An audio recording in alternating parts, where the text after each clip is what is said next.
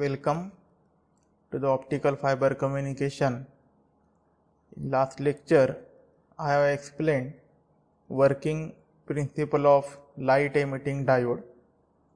So in today's lecture, I will explain some characteristics of the light emitting diode. The first characteristic is optical output power.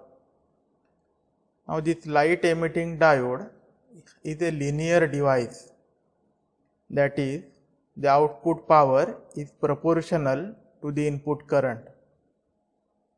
So when we apply a forward bias to this light emitting diode, and if you observe the output power and the input current characteristics, then the characteristics is linear.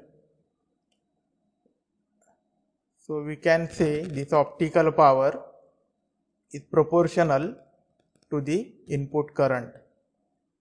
But if we consider the electrical case, then the electrical power is proportional to the square of the current. So the relationship is a non-linear. So this is one of the most important advantage of the LED, that output power is linearly proportional to the input current. Then if we see the spectrum for the light emitting diode, then at a wavelength of around 0.8 to 0.9 micrometer, the spectral width is between 25 to 40 nanometer. So the spectrum looks like this.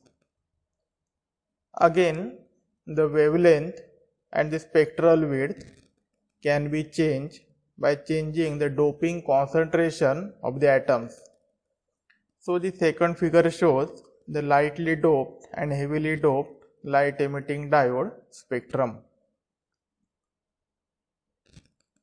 So for typical surface emitting and edge emitting LED, you can see the width is around 75 nanometer to 125 nanometer at the center wavelength of 1.3 micrometer.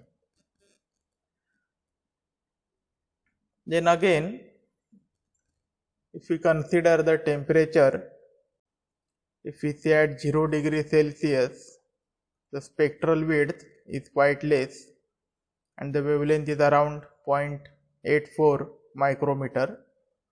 If we consider at 30 degree Celsius, the wavelength is shifted to around 0.86 micrometer and the spectral width is little increased.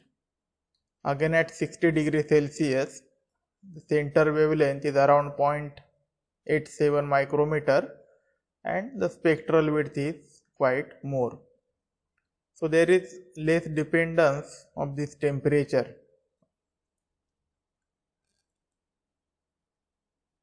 So this is the characteristics for the aluminum gallium arsenide surface emitting LED.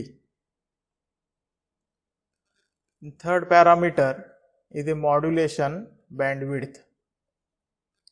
For optical devices, we can specify bandwidth in either electrical or optical form. So if we look at the response, if we plot the output current to the input current ratio,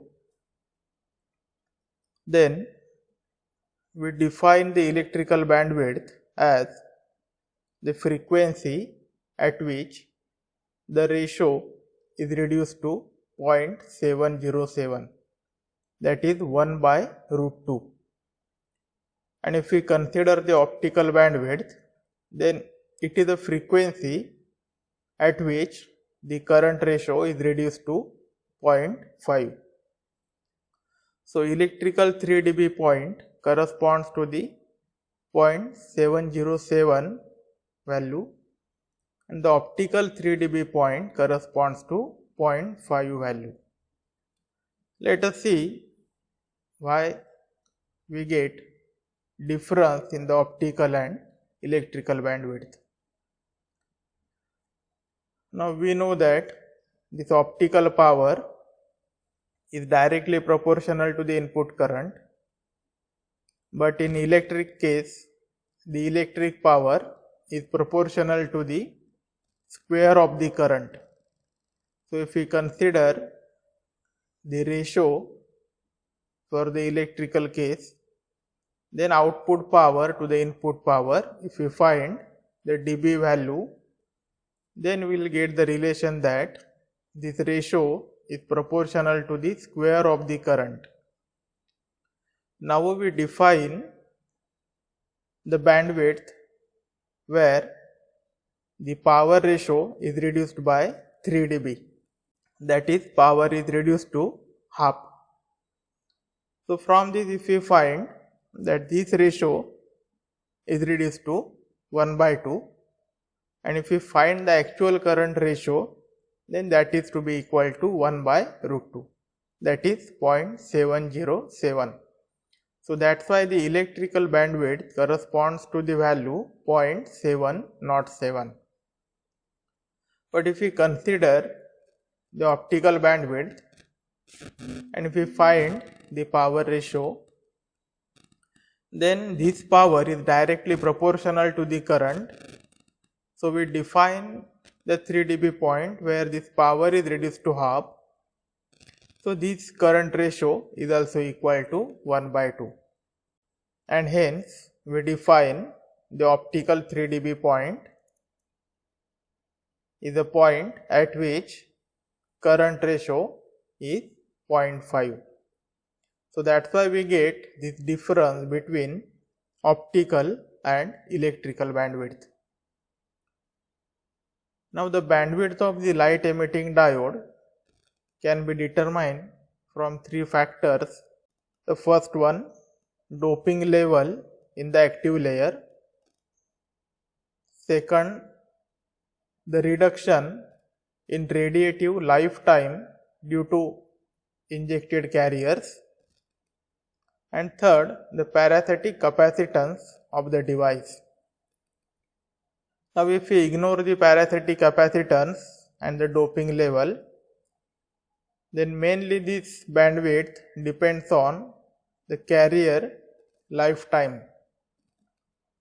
So we get one equation for the power ratio, that is power at frequency omega to the DC power is equal to 1/1 plus omega tau square raised to 1/2, where this tau is called as a carrier lifetime in the recombination region. Let us consider one small example. The minority carrier recombination lifetime is 5 nanoseconds. When DC current is applied, the power is 300 microwatt. Find the power at 20 megahertz and 100 megahertz. Further, find the 3 dB optical and electrical bandwidth. Then again repeat the same example by changing this recombination lifetime to 2 nanoseconds. Let us see what is the effect of all these things. So if we evaluate this power at 20 megahertz, the power comes out to be 254.2 microwatt, and if we evaluate the same at 100 megahertz, then the power is 90.9 microwatt. So we can see that in this case, as we increase the frequency, available output power is reduced. So this says that we cannot use this LED for high frequencies. Again, if we find the optical bandwidth, then that is equal to 55.1 megahertz. So this says that at this frequency, the power will be reduced to half. And if we increase the frequency more than this, then power will be even reduced more. And corresponding the electrical bandwidth, if we find, considering the Gaussian distribution, we get 39 megahertz. Now if we evaluate all these parameters at 2 nanoseconds, you can get these values. Initially, the DC power is 300 microwatt. If we consider tau 5 nanosecond, then available power is 254, and at 2 nanosecond the available power is 290 microwatt. Now if we consider at 100 megahertz, if the tau is 5 nanosecond, then available power is only 90 microwatt. But if we reduce this tau just by 3 nanosecond, then the power available is 196 microwatt. So we can see by changing or by reducing the carrier lifetime, the available power can be increased. So what we need is the LED should have less recombination lifetime. Otherwise, if we consider this 5 nanosecond, then we cannot use this LED to produce the light at 100 megahertz, because we need to supply more and more input power. Instead, if we use LED with 2 nanosecond carrier lifetime, then even if we supply 300 microwatt, we will get 196 microwatt of power at 100 megahertz. So if we look at the bandwidth for 5 nanosecond, it is 55 megahertz, and for 2 nanosecond, it is 137 megahertz. Almost it is 3 times greater than the bandwidth at 5 nanosecond. So it is always better to have less carrier recombination lifetime. So finally we can say some important points of the LED. The fabrication process is simple. The cost of LED is less.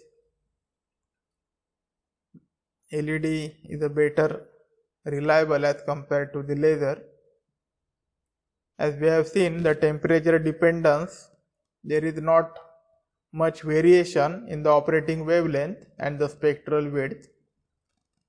And drive circuit for the LED is simple. The most important advantage of the LED is the linearity. Power is linearly proportional to the input current. There are some drawbacks. The spectral width that we have seen is around 35 to 40 nanometer, which is quite large. Then output power of LED is low. Also the efficiency of LED is low. In the previous lecture I have explained internal and external quantum efficiency, and in that we found that the quantum efficiency of this gallium arsenide is very less. And again the bandwidth of this LED is also low. So this is all about light emitting diode characteristics, advantages and drawbacks. Thank you.